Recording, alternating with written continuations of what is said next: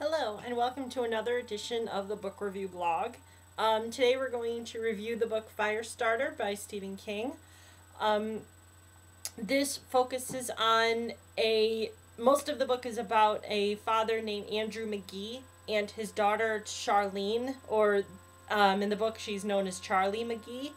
Um, Before Charlie was born, and Andy was part of a government project when he was in college. He just originally thought it was an easy way to make $200. And what it was it was done by a group of the government called the Shop.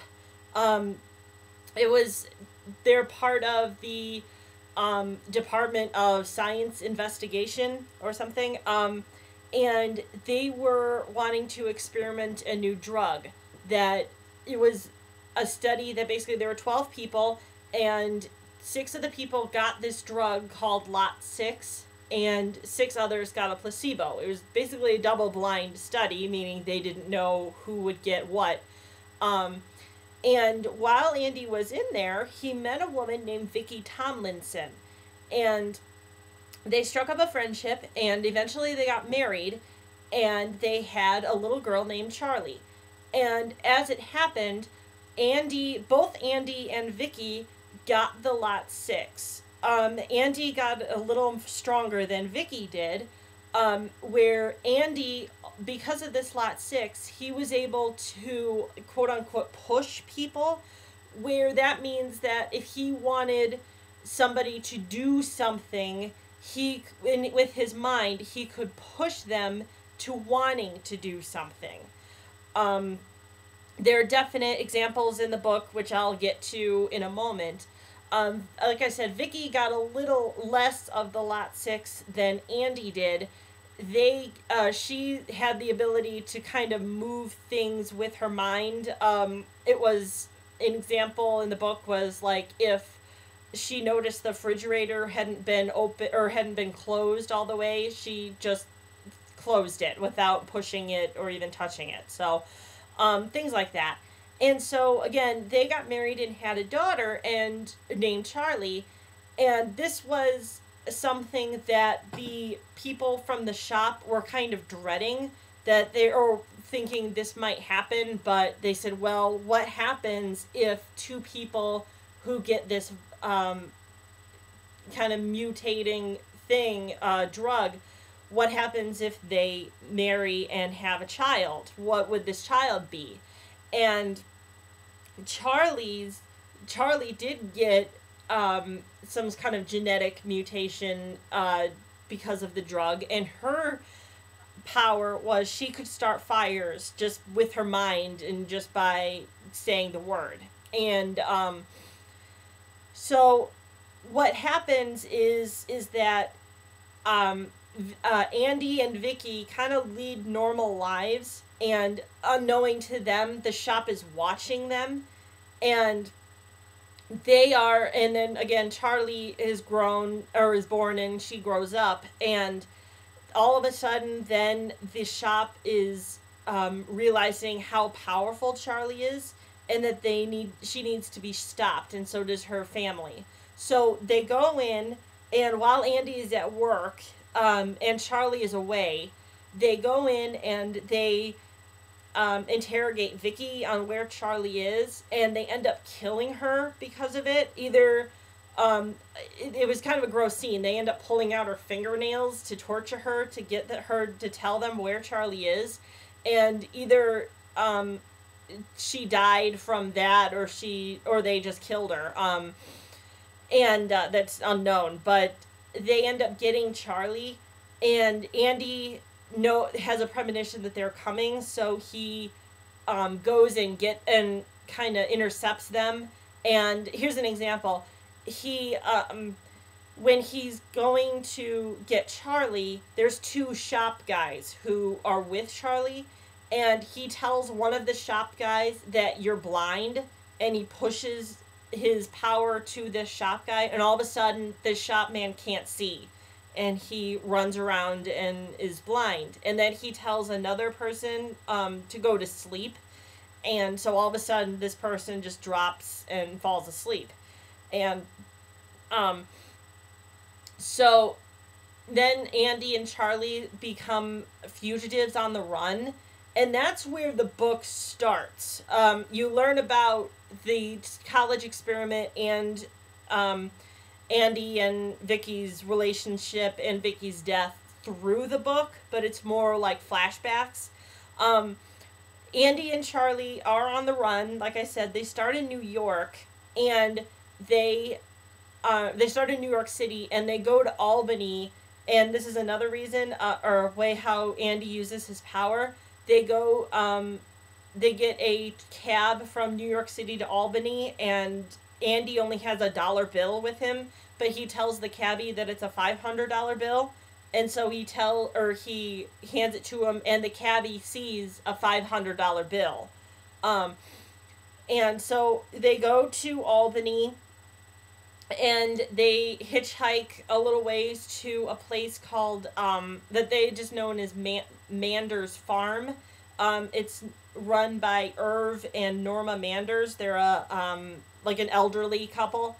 And while they're there, and the shop is always after them, and the shop catches up with them at the Manders Farm, and while they're there, Charlie uses her fire starting power.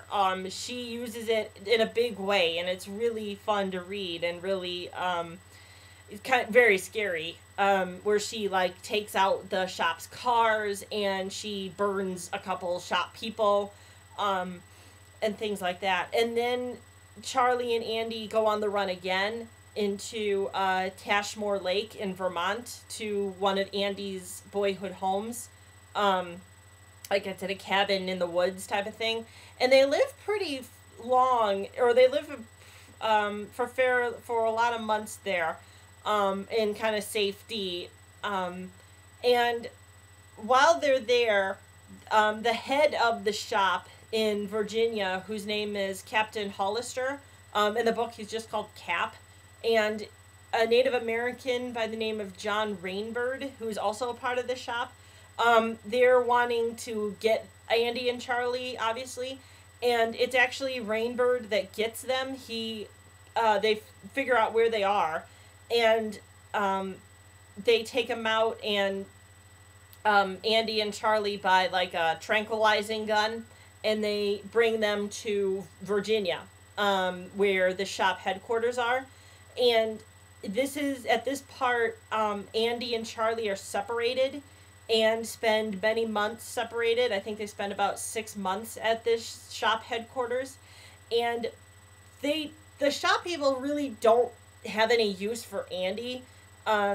It's Charlie that they want. They just kind of keep him and watch him a little bit, like making him have tests of his ability to push people. But it's Charlie they want. And Charlie refuses to go along with them and to give them demonstrations of her power, because she thinks it's wrong. Because throughout her childhood, Andy and Vicky were telling her, this is bad for you to do. You cannot do this. And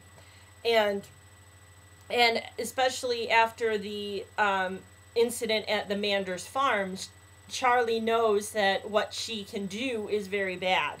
So, as it turns out, John kind of goes undercover as a janitor orderly to kind of get in with Charlie and start up a conversation and a friendship with her.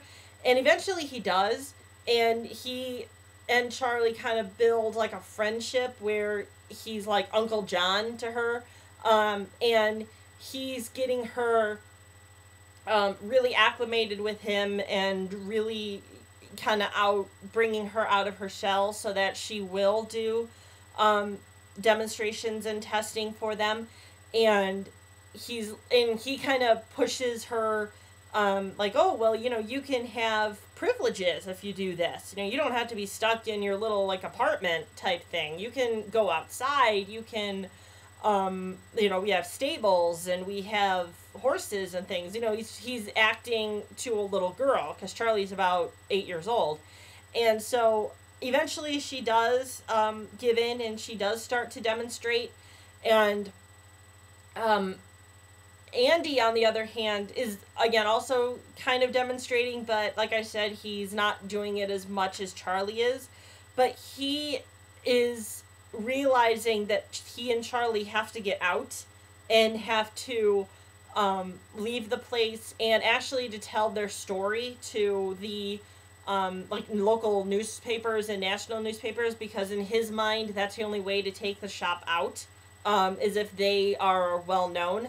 And so he makes a he gets an idea with Charlie to go meet and go out. And this is kind of toward the end of the book, and a lot of things happen because of this, which I won't tell you about because I want you to read this book. And that's kind of where the book ends. It does have a real fun ending, if you like what Charlie does, as I kind of did. I really loved this book because it's probably, other than The Shining, which has other special twang's in my heart because it was the first Stephen King book I ever read. The Firestarter is pretty much my favorite Stephen King book so far. Mostly because I would love to have the idea to start fires in my head. I just thought that that's my favorite like supernatural ability that I've read so far in his books. The next book that I'm going to read is a nonfiction book called Danse Macabre. I hope I'm pronouncing it right. I know it's French, but I don't know French all that well. So anyway, that's it. I bid you all farewell and happy reading.